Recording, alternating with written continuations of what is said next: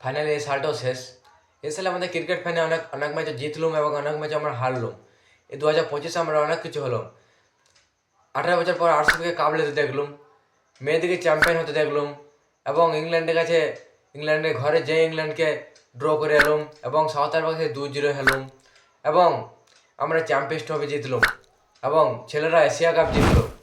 বিরাট কোহলি রোহিত শর্মাকে আমরা টেস্ট থেকে রিটায়ারমেন্ট নিতে দেখলুম এবং বিরাট কোহলি রোহিত শর্মাকে দুজনকে একসাথে শতক মারতে দেখলুম। বিরাট কোহলি রোহিত শর্মাকে দুজনে বিজয় হাজারে ট্রফি খেলতে দেখলুম। মানে 2025টা আস্তে আস্তে শেষ হয়ে গেলো এবং এই অনেক ক্রিকেট ফ্যানে অনেক কিছু হলো, আমরা অনেক ম্যাচ হারলুম এবং অনেক ম্যাচ জিতলুম। 2025-এর মধ্যে তোমাদের সবথেকে কোনটা খুশির দিন তোমরা কমেন্টে জানাবে। আমার তো ভাই মেয়েরা চ্যাম্পিয়ন হলো, ওটা সবথেকে খুশির দিন। তোমাদের সবথেকে কোনটা খুশির দিন তোমাকে কমেন্টে জানাবে এবং চ্যানেলটা সাবস্ক্রাইব করে দেবে। 2026-এও আমরা একসাথে সবাই এগোবো, অনেক অনেক ইনফরমেশন দেবো তোমাদেরকে আমি এই চ্যানেলে। তো তার জন্য চ্যানেলটা সাবস্ক্রাইব করে নেবে।